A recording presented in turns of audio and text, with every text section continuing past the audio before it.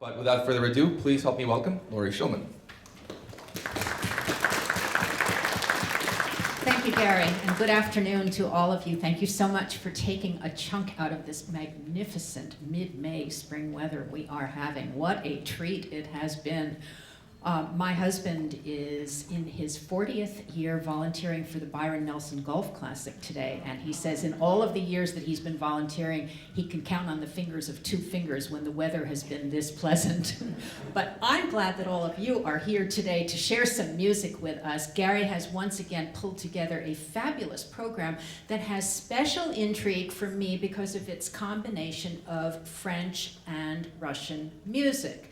It might initially seem like an odd combination, but let me point out to you that French was the language of cultured, upper-class Russians for centuries. Only the peasants, only the serfs spoke Russian at home. All the educated people spoke French, and if you read authors like Dostoevsky or Tolstoy in the original, amid the Cyrillic type, you'll see frequent French phrases because both authors and their compatriots, Pushkin as well, were emulating what was actually happening in their culture. Another thing I would point out to you is that Debussy, an exceedingly important French composer who is not represented on this program, spent 3 summers in the employ of Nadezhda von Meck, who was Tchaikovsky's patroness. He was kind of her in-house resident pianist composer and part of a piano trio that she employed. She was passionate about her music. And working for her, he got exposure to composers like Mussorgsky and Borodin and Rimsky-Korsakov, who were hugely influential on him. So there is this strong cross-pollination of forces between French and Russian music, which are beautifully brought together on this afternoon's program. We open with a French sonata by Gabriel Fauré. We continue with a Russian sonata by Sergei Rachmaninoff, and the program concludes with an early 20th century piano trio by Maurice Ravel. What was your thinking, now that I've explained mine, in putting together these 3 pieces, Gary? Well, what I wanted to do was to demonstrate a certain journey from the French expressionist Fauré, in some ways a conservative composer, but the story, as you will read in your program notes, of a love story between him and his student is so vividly demonstrated in the sonata. To take it to Sergei Rachmaninoff, the great Russian who had left just before the revolution, as he saw the violence coming, and he went to the West, and in fact lived for many years in our adopted native New York City, but spent a great deal of time in Paris at a time when Ravel and Debussy, as well as many of the great sculptors and the artists, made it into a hotbed of intelligentsia and a hotbed of art. And then, of course, to the great master, Maurice Ravel, master of color and texture. And I believe that this piece, very interestingly, in 1914, on the cusp of World War I, was one of those pieces that really demonstrates his incredible art at both texture and color. So I believe that this is a wonderful journey that I hope you enjoy.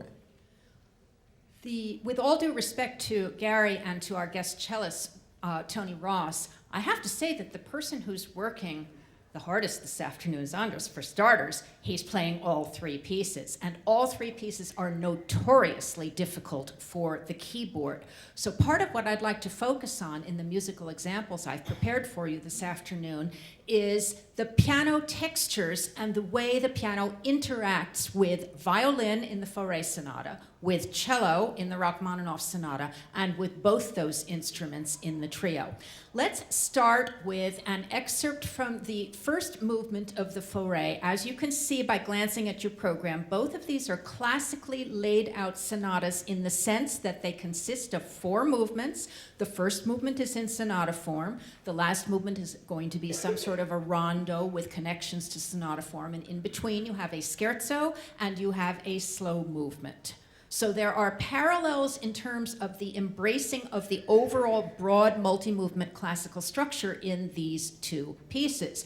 There are also parallels in that both pieces have extraordinarily elaborate piano parts, they tend to give a lot of the melodic material to the string player, but the way that the composer fleshes out the piano textures is a lot of what you should be listening for this afternoon.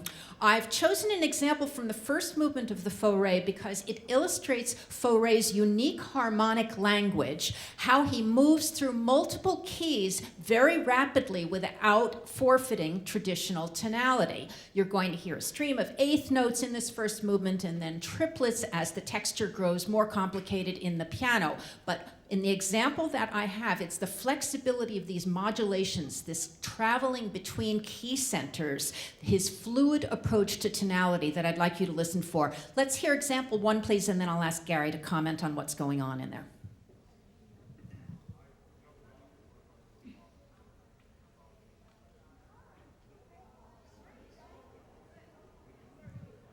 We appear to be having a technical issue in the control room. But what we are going to be contrasting here is the relationship between violin and piano. You're going to hear the violin moving at a steadier pace, but the piano is going to be weaving all sorts of figuration around it.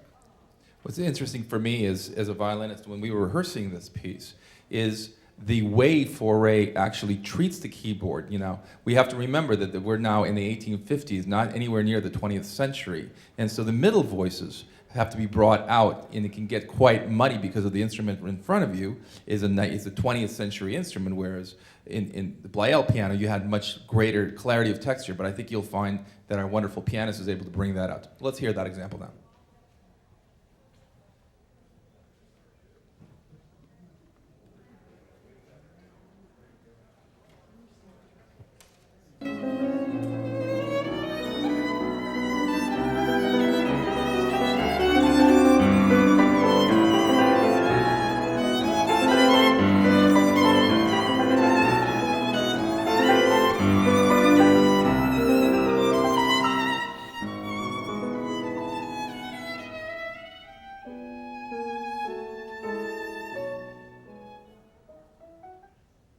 As you can hear, there's a lot of motion in this music, but there's also a tremendous architectural line. And what I love about the sonata, besides the fact, as Laurie alluded to, incredible melodies, this sense of proportion, what I love about it is that this tug, if you will, of the broad architectural line with the moving notes that keep it alive, keep that vitality running. And also the warmth and lyricism to these melodies, not just their inherent beauty. Let's move to a very contrasting movement. This is the beginning of the scherzo of the Fauré. What you're listening to, first of all, it's highly virtuosic for both instruments. It's very fleet. It's got this electric rhythmic energy. You're going to hear a combination of repeated notes in the piano, both pizzicato and arco, which means playing with the bow in the violin, and a series of sequences that emphasize irregular phrase lengths that add to the sense of energy and forward momentum. Example 2, please.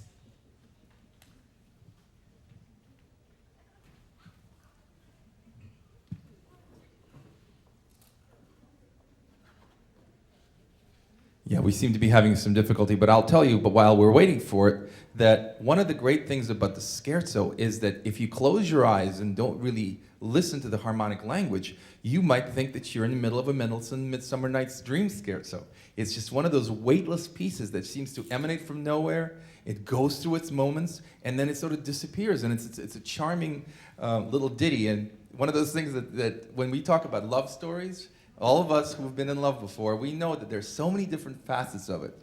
And this, to me, demonstrates one of those things where it's whimsical. It's not all about angst or all about happiness. It's somewhere in the middle. I should also mention that with every scherzo, there is going to be a contrasting trio. And in this one, what Fauré does is, after all of this skittering around that's happening between the two instruments, he gives us a trio that is smooth and flowing, but he never forfeits them and the gorge achieving between piano and violin. Do we have example 2 yet? We're working Still working on it. Perhaps while we're waiting for that example to come up, I should move to a discussion of the Rachmaninoff, which is by the skin of its teeth. a 20th century sonata. He wrote it in 1901, and the significance of that year. Go ahead. Back to the Fauré. Back to the Fauré.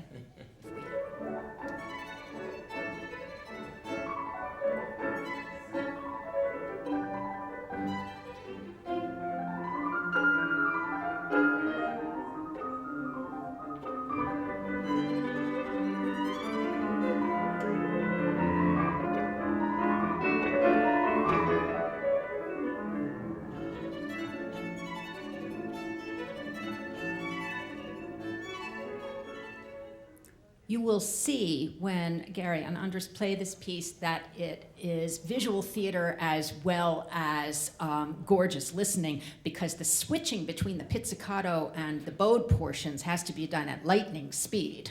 Absolutely. Yes. So, the Rachmaninoff. The significance of 1901 is that he wrote this sonata right on the heels of the second piano concerto. That's the Full Moon and Empty Arms concerto, the one that is full of all sorts of popular song melodies that were drawn from it. And this piece is cut from exactly the same bolt of cloth. What I want you also to know that it's an enormous sonata, a real monster of a sonata. If you take the repeat in the first movement's almost 15 minutes long. The inner two movements are about 7 or 8 movements each, and the finale is about 11.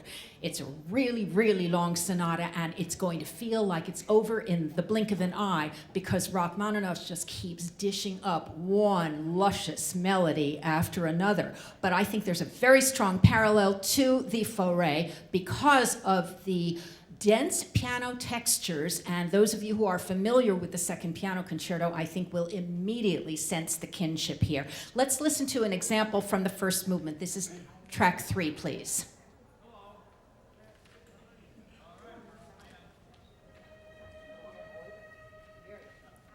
This is from the slow introduction into the allegro.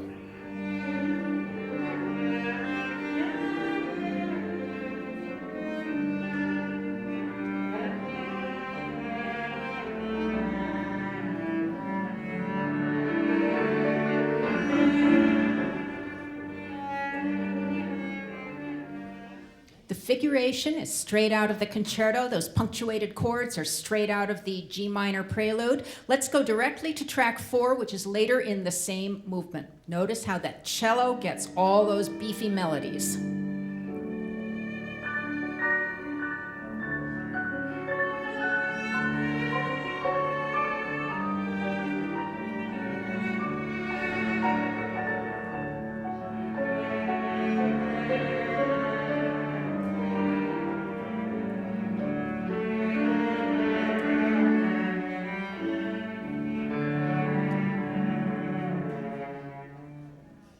Even though this is a 20th century work, it's pretty clear that Rachmaninoff is embracing the romantic tradition and the pianistic virtuosity of the 19th century, but he does not shortchange the cello in this, and he really looked upon this as a true duet for the two instruments. My last example from the Rachmaninoff is actually from the finale, a passage that I find extremely Schumann-esque in its impetuosity and its lurching forward movement.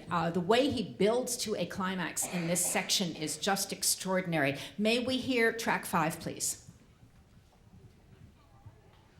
It's a really orchestral approach to the piano.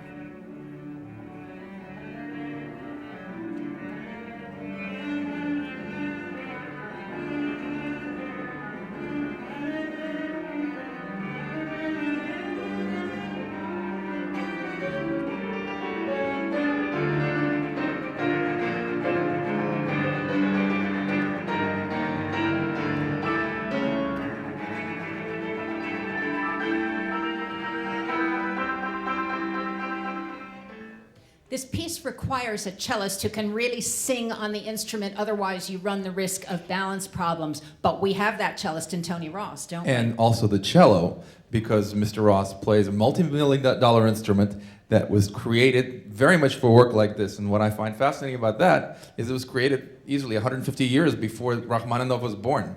So it's sort of looking forward. Well, that is very true often of the string instruments, but I also want to mention that Tony Ross has a strong connection to the Southwest.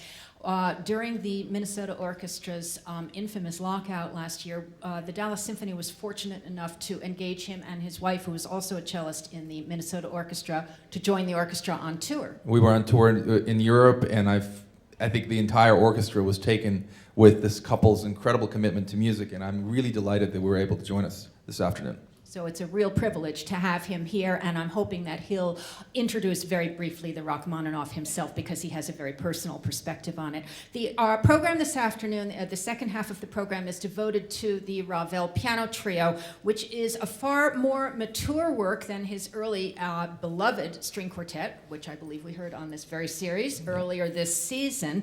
It's got a more full texture throughout. Ravel was keenly interested in the inherent incompatibility of putting two strings with piano, and he was determined to get past that inherent compatibility, and succeeded brilliantly in this piece, which is, again, highly virtuosic and features a lot of textural shifts for each of the three instruments. Let's listen to the beginning of the first movement, and then I'm going to ask Gary to comment on relationships among the four movements. May we hear track 6, please?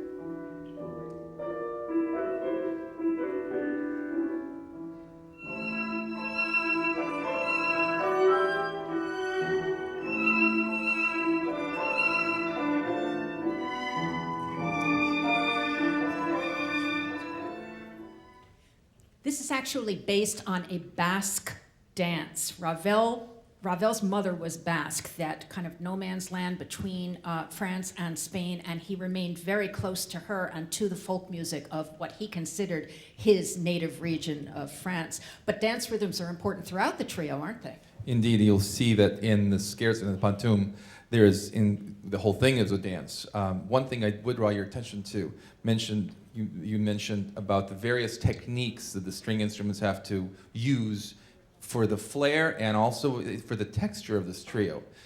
The lyrical part of it, as you heard, is quite weightless.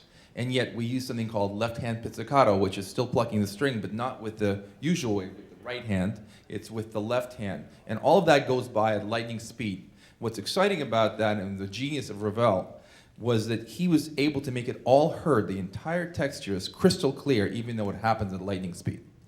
That's one of the miracles of French music, is its clarity of texture, even when you do have what seems like it should be something that is more dense. I hope that you notice the irregular phrase lengths in there, which is another thing that this piece shares in common, particularly with the Fauré, which emphasizes a lot of irregular phrase lengths. Let's listen to the beginning of the scherzo, which is called Pantoum. It's explained in your program notes. This is actually something that is an outgrowth of Ravel, like Debussy, having heard Malaysian instrumental ensembles at the Paris Exposition of 1889. He became fascinated by these Southeast Asian ensembles and the kinds of music that they were performing. May we hear track 7, please?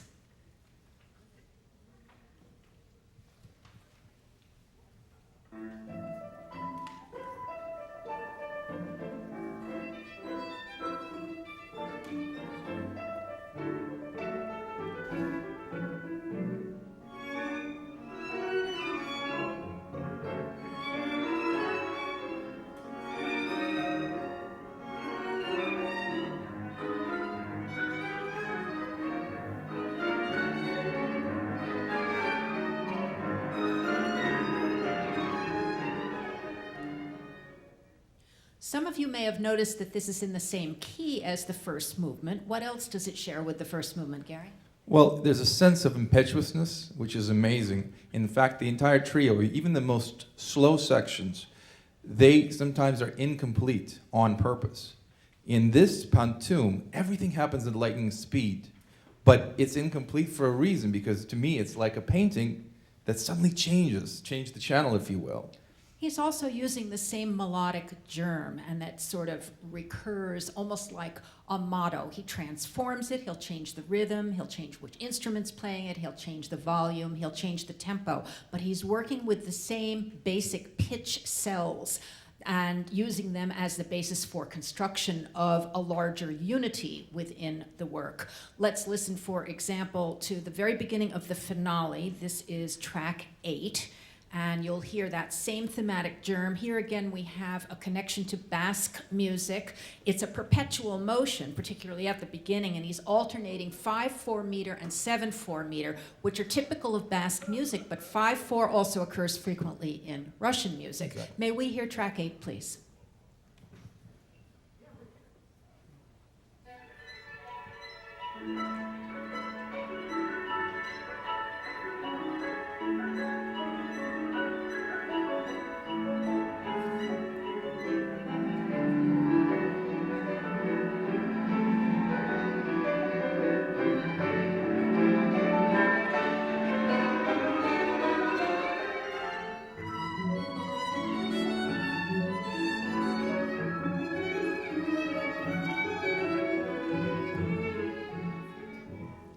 Before you get that delicious violin theme, Gary, you're doing some pretty weird stuff on the violin there. Can you tell us what it is?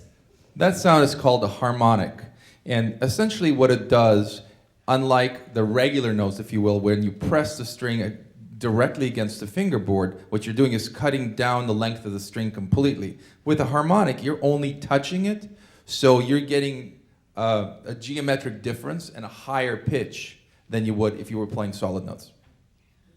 The trio ends with a flourish, as you would imagine from such a virtuosic work, but it's also kind of summing up the two traditions of France and Russia in a certain way for the entire program, and it really brings this particular program to a very satisfying close, not in small measure because it finally unites all three of this afternoon's performers with one work. Is there any final thought on the Ravel that you would like to share with the audience? Well, I would just say that the special effects, and this trio arguably has more special effects than any other work prior to, let's say, the 1960s, they all add up to the incredible impact of this piece, and I hope that everybody will agree. And it's a foretaste of the jazz elements that would play an increasingly important part in Ravel's And music blues as after well. this work. Yeah, so just for chronology's sake, the Fauré, 1875 to 1876, he was the pianist at the first performance in 1878. The Rachmaninoff is from 1901 and the Ravel from 1914. We have a very narrow span of years during which these three great masterworks were composed, and yet they have remarkable diversity of style and approach to each of the instruments for which the composer was writing. But I think if there's a thread that runs through all of them, it's that it's beastly hard. But you have just the pianist to play it. Yes, indeed. Those of you who were prompt and got here at 1:30 know that we had to start a little bit late because the piano technician was still working on the instrument. We are going to take about a 5-6 minute break now, give Gary a chance to warm up And change. and change. But thank you very much for being here.